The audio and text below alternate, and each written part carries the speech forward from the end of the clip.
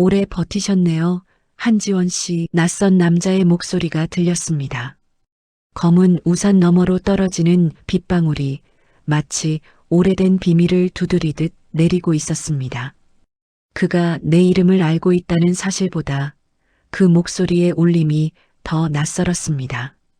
나는 대답 대신 향을 집어들었습니다. 향 끝에 불이 붙자 은은한 연기가 피어올랐습니다.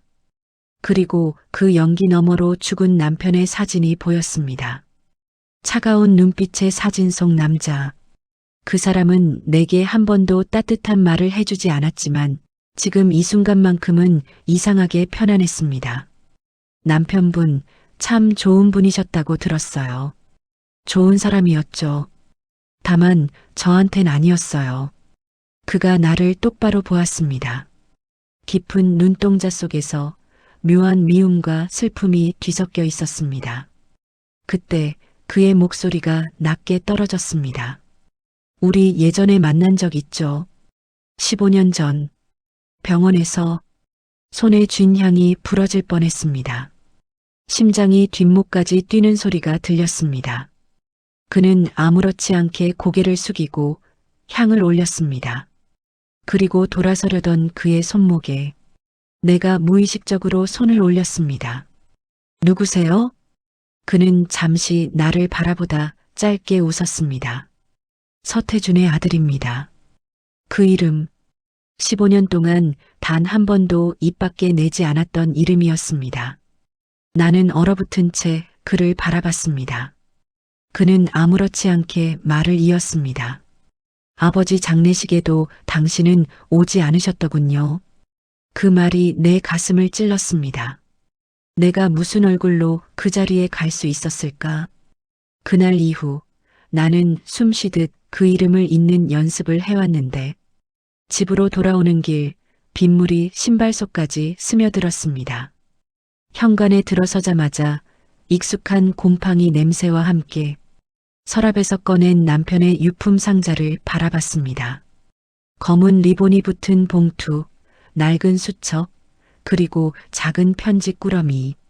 그 중 하나가 내 눈에 들어왔습니다. 누렇게 바랜 봉투 위엔 분명히 내 이름이 적혀 있었습니다. 지원에게. 손끝이 떨렸습니다. 봉투를 열자마자 오래된 향 냄새와 함께 찢겨진 편지 조각이 떨어졌습니다. 내용의 절반은 사라져 있었지만 몇 글자만은 또렷했습니다. 그 사람을 잊어야 해. 이건 내가 모를 진실이야. 누가 쓴 걸까? 남편? 아니면 태준? 머리가 복잡해졌습니다. 지금 와서 무슨 소용이 있겠어. 혼잣말이 나도 모르게 흘러나왔습니다. 그때 전화벨이 울렸습니다. 화면엔 모르는 번호. 하지만 직감적으로 알 수 있었습니다. 받아요. 나예요. 그 목소리 분명히 그 남자 도윤이었습니다. 그는 단도직입적으로 말했습니다. 15년 전 아버지의 죽음. 당신 때문이죠? 그 말에 손에서 폰이 미끄러질 뻔했습니다. 심장이 빠르게 뛰었습니다. 그걸 어떻게 알지? 그날 밤 병원 CCTV에는 당신이 있었어요. 난 이제 그 이유를 알아야겠어요. 통화가 끊기자 숨이 막혔습니다. 창문을 열었지만 찬 공기마저 목을 조여왔습니다. 나는 서랍 속 깊숙이 숨겨둔 낡은 앨범을 꺼냈습니다. 사진 한 장 흑백의 병원 복도 앞 환하게 웃는 태준과 내가 있었다. 그때의 나는 29. 그의 흰 가운보다 더 밝은 미소를 짓고 있었다. 그날 이후로 모든 게 멈췄지. 그가 죽은 날, 나는 병원 계단 밑에서 피투성이가 된 그를 처음이자 마지막으로 봤다. 그리고 다음 날 아무 일도 없던 듯 병원에 출근했다. 이제 와서 왜 다시 내 앞에 나타난 거야? 눈을 감자 빗소리 사이로 그날의 목소리가 들리는 듯했다.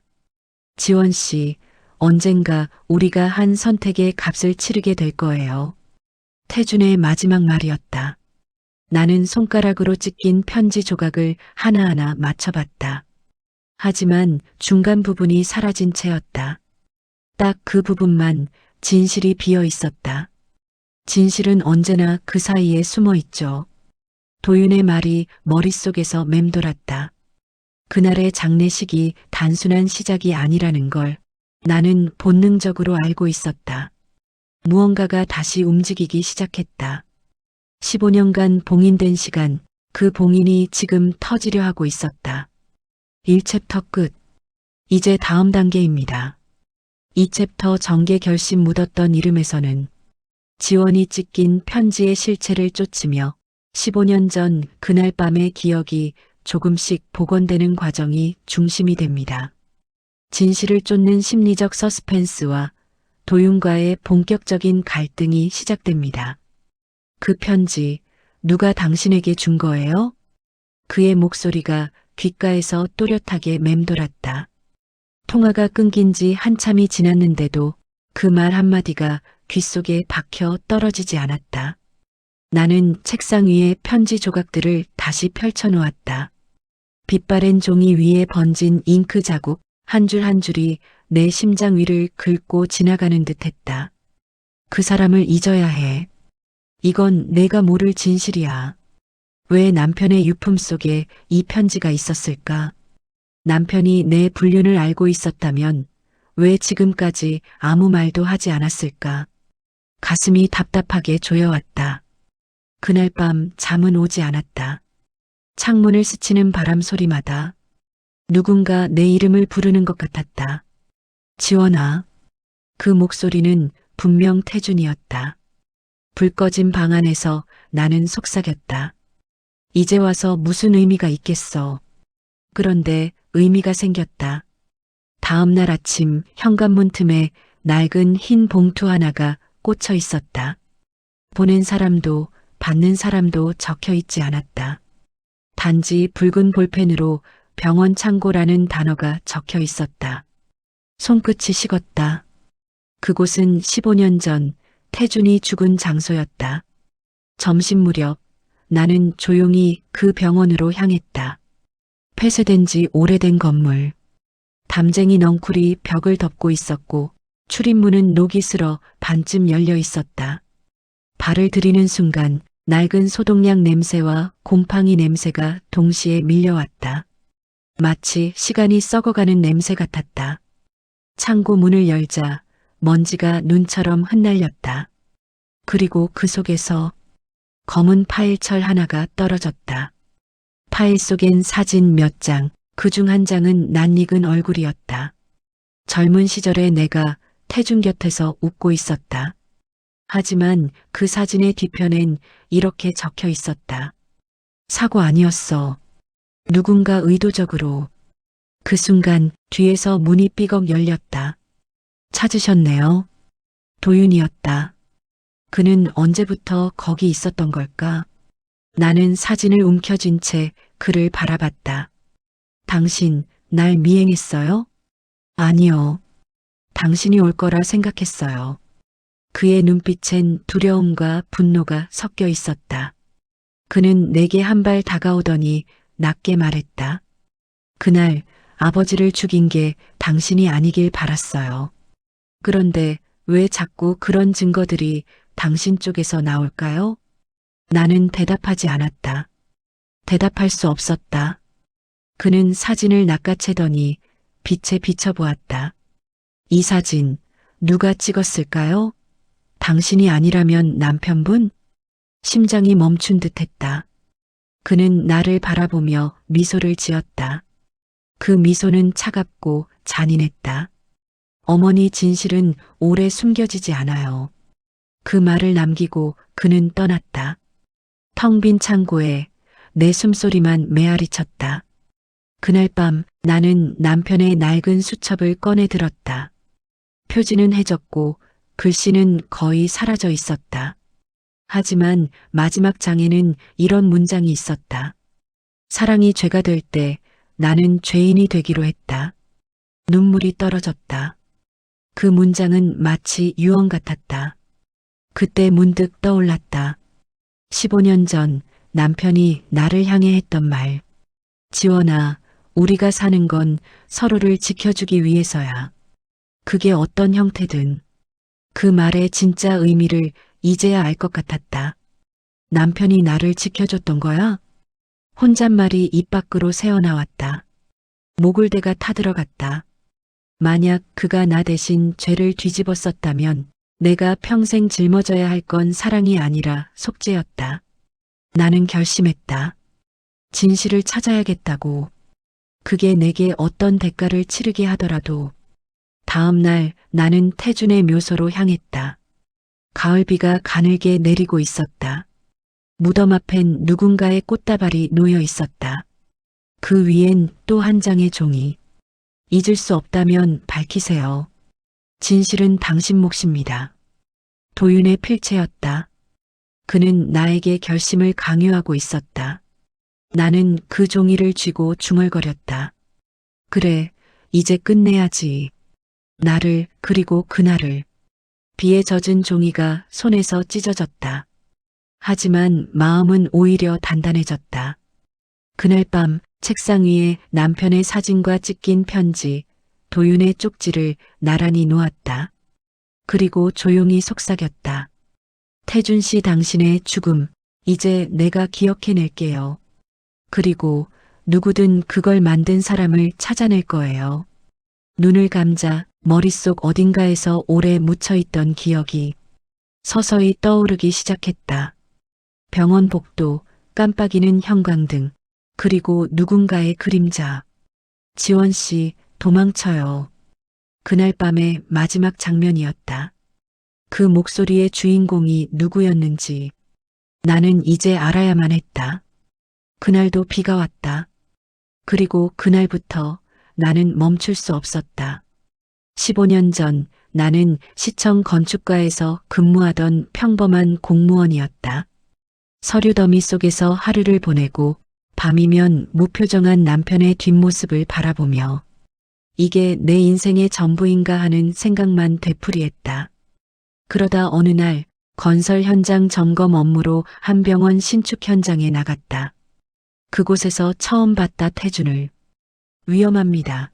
이쪽으로 오지 마세요. 그의 목소리는 묘하게 단호하면서도 따뜻했다.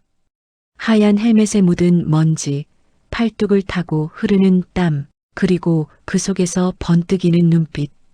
그는 다른 사람들과 달랐다. 눈을 마주친 순간 나는 이유도 모른 채 숨이 막혔다. 공무원 분이신가요? 이쪽 바닥은 미끄러워요. 조심하세요. 네, 감사합니다. 단지 그 한마디, 그 짧은 친절이 내 마음에 잔상을 남겼다. 며칠 뒤 그는 시청으로 찾아왔다.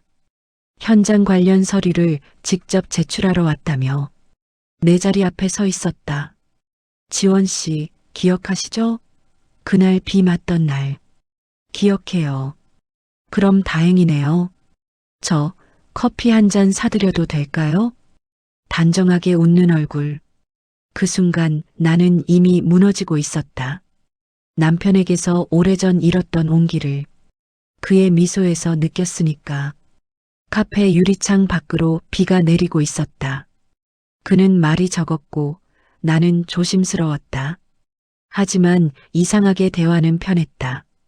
지원 씨는 늘 이렇게 조용하세요? 일할 땐요. 집에서는 그냥 평범하게요. 평범하다는 게 꼭 좋은 건 아니잖아요. 그의 말에 나는 고개를 들었다. 그는 창밖을 보며 덧붙였다. 가끔은 위험한 게 살아있다는 증거일지도 모르죠. 그 말이 내 안에서 불씨가 됐다. 그날 이후 우리는 이유 없이 자꾸 마주쳤다. 회의실 복도에서, 엘리베이터 앞에서, 심지어 내가 퇴근할 때마다 그가 우연히 그 자리에 있었다. 우연일 리 없었다. 하지만 나도 피하지 않았다. 어느 저녁 퇴근길, 그는 내게 다가와 조심스레 말했다. 잠깐 드릴 말씀이 있어요. 그는 내게 봉투 하나를 내밀었다. 안에는 프로젝트 설계도와 함께 한 장의 편지가 들어 있었다. 지원 씨, 당신의 의견이 궁금합니다. 일보다 당신 생각이 더 많아져서요. 그러면 안 되는데. 그 순간 내 세상이 조용히 기울기 시작했다. 며칠 뒤 나는 그에게 답장을 썼다.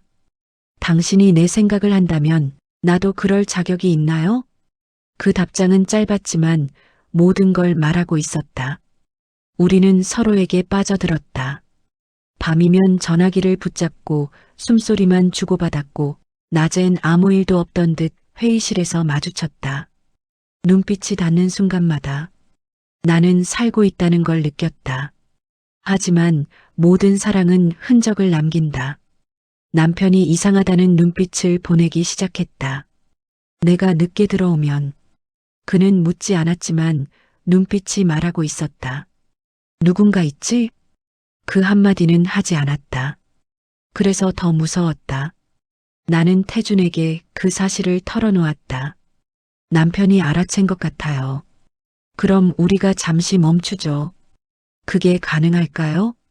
그는 대답 대신 내 손을 잡았다. 따뜻했다.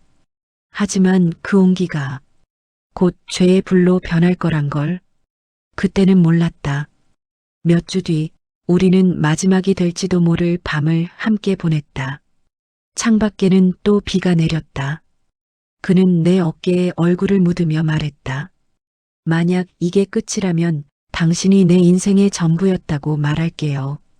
그 말이 마치 유언처럼 들렸다. 그리고 그 다음 날 그는 병원 공사 현장에서 추락사했다. 나는 현장에 도착했을 때 이미 늦었다. 그의 헬멧은 부서져 있었고 주변엔 서류 봉투가 흩어져 있었다. 그 속엔 우리 사진이 한 장, 그리고 사고가 아닙니다라는 붉은 글씨가 있었다. 그날 이후 나는 모든 걸 묻었다. 태준도 사랑도 죄도. 그런데 지금 그 모든 게 도윤의 손에 의해 다시 파헤쳐지고 있다. 태준 씨, 당신은 왜 그날 그곳에 있었던 거예요? 나는 사진을 바라보며 속삭였다. 그리고 알 수 없는 예감이 가슴을 쳤다. 그의 죽음 뒤에 단순한 사고가 아니라 누군가의 의도가 있었다는 것. 그 누군가는 어쩌면 내가 가장 믿었던 사람이었을지도 모른다. 기억은 잊힌 게 아니라 묻혀 있던 거야. 밤이 깊었다. 나는 거실 불을 끄고 서랍 속 낡은 금속 상자를 꺼냈다. 남편의 유품 중 하나였지만 그동안 단 한 번도 열어본 적 없었다. 그 안에는 열쇠 하나와 함께 에스파일이라 적힌 USB가 있었다. 노트북에 꽂자 암호창이 떴다. 나는 손끝이 떨리는 걸 느꼈다. 남편의 생일, 내 생일, 결혼기념일 모두 실패. 그리고 마지막으로 태준의 생일을 입력했다. 띵! 화면이 열렸다. 폴더 안에는 사진, 녹음 파일, 보고서가 뒤섞여 있었다. 그중 한 폴더 이름이 내 눈을 붙잡았다. 사건 1512. 파일을 열자 낯익은 이름이 보였다. 윤태준 사망 경위 보고서 담당자 한도윤. 숨이 멎었다. 도윤 그가 담당자였다고? 보고서에는 이렇게 적혀 있었다. 현장 구조물 붕괴는 인위적인 흔적이 있음. 피해자 주변에서 2인 이상의 발자국 발견. 목격자 진술 여성의 목소리 들림. 나는 그 문장을 몇 번이고 읽었다. 그리고 손끝이 차가워졌다. 여성의 목소리. 그건 나일 수도 있었다. 그날 그는 내게 전화를 걸었고 나는 그 전화를 받지 않았다. 혹시 그 순간 누군가 옆에 있었던 걸까? 나는 곧장 도윤에게 전화를 걸었다. 벨이 3번 울리고 그가 받았다. 이 시간에 무슨 일이죠? 그날 당신이 담당자였죠? 태준 씨 사건 알고 계셨군요. 왜 숨겼어요? 숨긴 게 아니라 당신이 잊고 싶어 했잖아요. 그의 말투는 이상하게 냉정했다. 나는 목소리를 낮췄다. 당신 그때 나를 알고 있었죠? 그날 이후로요. 무슨 뜻이에요? 그는 잠시 침묵했다가 말했다. 당신이 현장에 있었어요, 지원 씨. 기억 안 나세요? 그 한마디에 머리가 하얘졌다. 눈앞이 어두워지고 기억의 파편이 스쳤다. 형광등이 깜빡이고 누군가가 내 손을 잡아 끌었다. 지원 씨, 위험해요. 내려가요. 그리고 그 직후 쾅 하는 폭음. 빛과 함께 모든 게 무너졌다.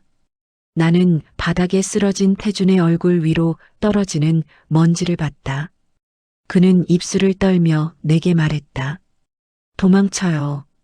그게 마지막이었다. 눈을 떴을 때 나는 병원 침대에 누워 있었다. 남편이 내 손을 잡고 있었다. 지원아, 아무것도 기억하지 마. 태준 씨는 그 이름 다시는 말하지 마. 그의 눈빛은 차가웠다. 하지만 그 속엔 분명 두려움이 있었다. 나는 USB를 다시 봤다. 다른 폴더엔 남편의 음성 파일이 있었다. 재생 버튼을 눌렀다. 그녀는 진실을 알면 무너질 것이다. 하지만 숨길 수도 없다. 그날 나는 그녀 대신 그 현장에 있었다. 그리고 한 사람이 죽었다. 심장이 내려앉았다. 남편이 그날 현장에 있었다고? 만약 이 기록을 보는 사람이 지원이라면 미안하다. 내가 지키려던 건 내가 아니라 내가 사랑한 사람이었어. 그 말이 끝나는 순간 나는 무너졌다. 남편은 나를 지켜준 게 아니라 태준을 죽게 만든 사람을 감췄던 거였다. 그리고 그 진실을 15년 동안 내 옆에서 숨긴 채 살아온 거였다. 눈앞이 흔들렸다. 바닥에 떨어진 USB를 밟아 부쉈다. 그때 문이 두드려졌다. 지원 씨, 열어요. 다 알고 계시죠? 도윤이었다. 그는 문 앞에서 낮게 말했다. 이제 진실을 밝힐 차례예요. 하지만 그 진실이 당신이 감당할 수 있을까요? 나는 문 손잡이를 잡았다. 심장이 요동쳤다. 그래요. 이제 그만 숨을 내요. 문이 열렸다. 도윤의 눈빛은 어둠 속에서 빛났다. 그는 내게 무언가를 내밀었다. 남편의 사진 그 뒤에는 또 다른 문장이 적혀 있었다. 그날 진짜 목격자는 아직 살아있다. 그날 당신 남편은 살리려 한 게 아니에요. 묻으려 한 거죠. 도윤의 말은 칼처럼 내 귀를 베었다. 나는 천천히 그를 바라봤다. 묻었다니 무슨 말이에요? 그날 현장에 있던 또 한 명. 당신 기억 안 나죠? 그 여자는 아직 살아있어요. 그 여자가 누구죠? 그는 잠시 나를 보더니 봉투 하나를 내밀었다. 봉투 안에는 오래된 사진 한 장이 있었다. 철골 구조물 아래 남편과 어떤 여자가 나란히 서 있었다. 사진 속 여자는 나였다. 아니, 아니었다. 조금 달랐다. 입술 모양, 눈매, 머리카락까지. 어딘가 닮았지만 확실히 다른 여자. 도윤이 말했다. 그 여자가 당신 남편의 진짜 아내였습니다. 순간 세상이 멈춘 듯 했다. 가슴 속에서 무언가 터져 나왔다. 그게 무슨 말이에요? 나는 지원 씨, 당신은 그 여자의 대역이었어요. 나는 숨을 쉴 수가 없었다. 바닥에 떨어진 유리컵이 산산이 부서지는 소리가 귀를 때렸다. 그럼 내가 누구예요? 당신은 사고 후 기억을 잃었어요. 그리고 남편은 당신을 그녀라고 속이고 진짜 지원은 사라졌습니다. 머릿속이 하얗게 번졌다. 나는 벽에 기대었다. 도윤의 얼굴이 희미하게 흔들렸다. 그의 목소리가 멀리서 들려왔다. 그날 붕괴 현장에 있던 두 사람 중 한 사람은 죽고 한 사람은 실종됐어요. 당신이 기억하는 태준. 그는 진짜 지원의 연인이었습니다. 그럼 내 입술이 떨렸다. 그럼 나는 그 여자의 기억으로 살아온 건가요? 그렇습니다. 그리고 당신 남편은 당신이 진실을 떠올릴까봐 15년을 가둬둔 겁니다. 눈물이 뚝 하고 떨어졌다. 나는 입술을 깨물었다.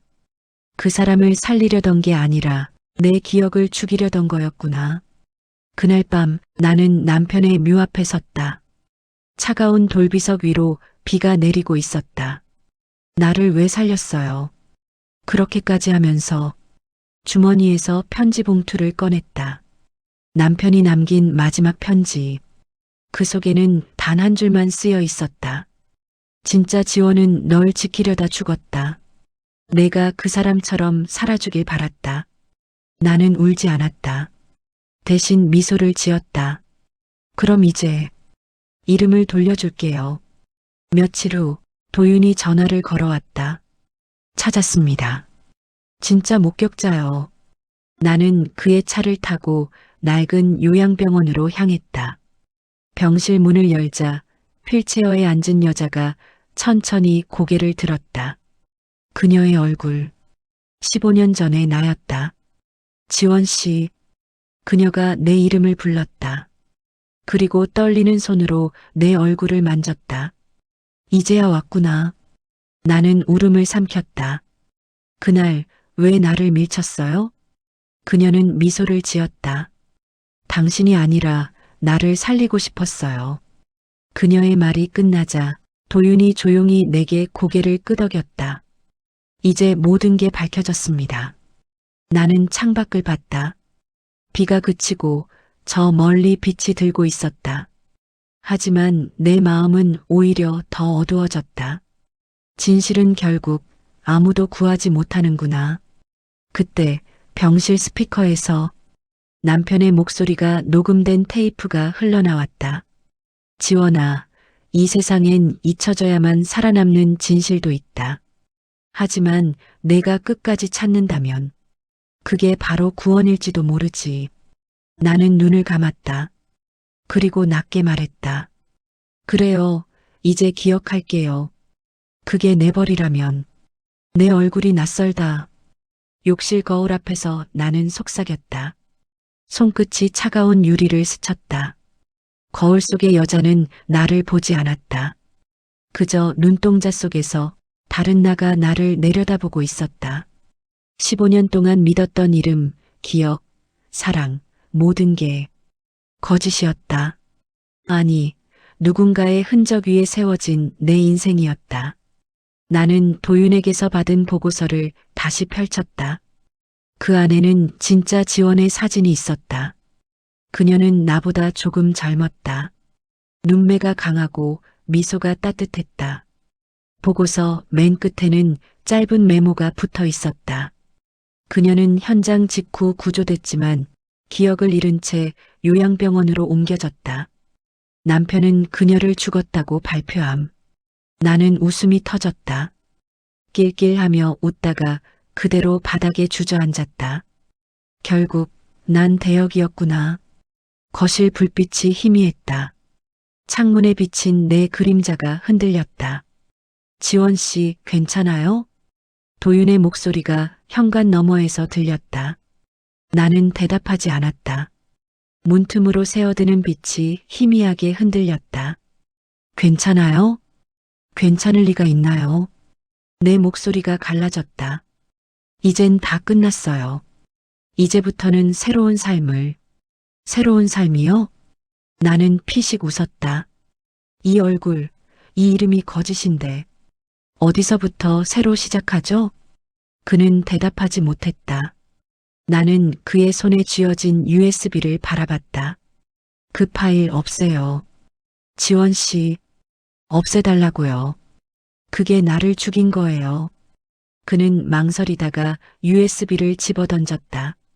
탁 하고 부서지는 소리. 그 순간 이상하게 마음이 편해졌다. 하지만 동시에 무언가 빠져나가는 느낌이었다. 밤이 깊었다. 도윤은 돌아갔고 나는 혼자 남았다. 테이블 위엔 부서진 거울 조각이 흩어져 있었다. 나는 그것을 하나하나 모았다. 조각마다 다른 얼굴이 담겨 있었다. 이건 남편이 본 나, 이건 태준이 기억한 나, 이건 진짜 지원이었을 나. 조각을 모을수록 내 얼굴이 사라졌다.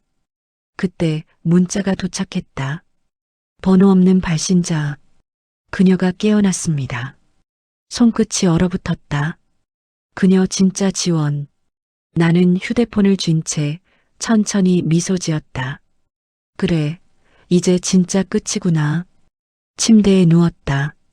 천장이 빙글 돌았다. 머릿속에서 기억이 섞여들었다. 남편의 목소리, 태준의 웃음, 그리고 나 자신. 그 모든 게 한데 뒤엉켜 하나의 영상처럼 흘러갔다. 지원아, 넌 나야. 아니, 넌 나였어. 목소리가 겹쳤다. 나는 눈을 감았다. 그날 새벽 도윤이 다시 찾아왔을 때 방 안에는 아무도 없었다. 테이블 위에 한 장의 쪽지가 남겨져 있었다. 이제 기억은 돌려드렸어요. 제 이름은 지원이 아니었습니다. 그리고 옆엔 깨진 거울 조각 하나가 있었다. 그 조각 속 희미한 미소를 짓는 여자의 얼굴. 요양병원 303호. 눈이 내리기 시작했다. 창가 쪽 침대에 누운 여자는 조용히 눈을 떴다. 머리맡에서 나는 숨을 죽였다. 그녀의 얼굴은 나였다. 아니, 내가 닮았던 얼굴이었다. 지원 씨? 내 목소리는 떨렸다. 그녀는 천천히 시선을 옮겨 나를 바라봤다. 누구세요? 저는 입이 열리지 않았다. 당신 내 남편이랑 살았죠? 그녀의 한마디가 공기를 찢었다. 그건 제가 일부러 그런 게 아니에요. 그럼요, 당신은 아무 잘못 없죠. 그녀는 미소를 지었다. 하지만 그 미소엔 온기가 없었다. 기억을 잃은 내가 사라진 자리, 누군가 그 자리를 메워줬으니까. 얼마나 다행이에요. 나는 한 걸음 물러섰다. 그녀는 천천히 상체를 일으켰다. 쇠붙이 같은 침묵이 병실을 메웠다. 그 사람은 아직 당신을 사랑해요. 그녀가 고개를 끄덕였다. 알아요. 그래서 내가 깨어난 거예요. 그녀는 손을 뻗어 내 뺨을 만졌다. 손끝이 차가웠다. 당신 덕분에 그가 외롭지 않았겠죠. 그녀의 눈동자에 눈물이 맺혔다. 하지만 이제 그만해요. 나의 삶을 돌려줘요. 나는 숨을 삼켰다. 그녀의 말이 너무 조용해서 더 무겁게 가슴을 눌렀다. 그럼 나는요? 당신은 나였어요. 이제 당신으로 살아도 돼요. 그녀는 침대 옆 탁자 위의 거울을 내게 건넸다. 이건 당신 얼굴이에요. 지워도 괜찮아요. 거울 속에서 나는 눈을 감았다. 눈물이 흘러내렸다. 이제 어떻게 해야 하죠? 눈이 오네요. 그녀가 창밖을 바라봤다. 깨끗하게 덮이면 다 잊히겠죠. 나는 조용히 고개를 끄덕였다. 거울을 내려놓고 병실을 나섰다. 복도 끝 창문 밖으로 하얀 눈이 내리고 있었다. 그 순간 휴대폰이 진동했다. 남편에게서 온 메시지. 오늘 어디야? 나는 천천히 답장을 쳤다. 이제 집에 가요. 나 지원이에요. 창밖에 눈발이 점점 굵어졌다. 병원 앞마당엔 2개의 발자국만 남아 있었다. 그날 이후 나는 사라졌다. 지원의 내레이션으로 시작된다. 그녀의 이름은 이제 없다. 도시의 한 모퉁이 낡은 원룸에서 새 이름으로 살고 있다. 머리색을 바꾸고 신분증을 새로 만들었다. 모든 걸 버렸지만 밤마다 누군가가 자기 이름을 부르는 소리를 듣는다. 지원아. 그녀는 몸을 일으킨다. 어디선가 들리는 소리. 거울 위 작은 빨간 불빛. CCTV다. 누군가가 그녀를 보고 있다. 그녀는 조용히 미소 짓는다. 또 시작이네. 화면 전환. 남편이 앉아있는 고급 아파트의 거실. 그의 앞엔 진짜 지원이 앉아있다. 두 사람 사이엔 아무 말도 없다. 테이블 위에는 흰 봉투 하나. 그 안에는 USB 하나와 편지 한 장. 그녀가 내 삶을 대신 살아줘서 고마웠어요. 남편은 편지를 쥔 채 눈을 감는다. 창밖에는 여전히 눈이 내린다. 다음 장면, 병원 지하 CCTV 관제실. 모니터 여러 개 중 한 화면에서 사라진 지원이 눈 내리는 길을 걸어간다. 그 옆에 관리인이 커피를 내리며 중얼거린다. 이상하네. 이 카메라는 몇 달 전부터 꺼져 있었는데 화면이 서서히 노이즈로 번진다. 눈이 흩날리는 거리, 그 안에 희미하게 두 여자의 실루엣이 겹친다. 하나는 떠나고 하나는 돌아온다. 그러나 그 발자국은 한 방향으로 이어진다. 나는 사라졌지만 누군가는 여전히 나를 보고 있다. 그리고 그게 사랑이라면 나는 기꺼이 다시 살아날 거야. 카메라가 멀어진다. 하얀 눈이 도시를 덮는다. 그 아래 조용한 목격자라는 타이틀이 서서히 나타난다.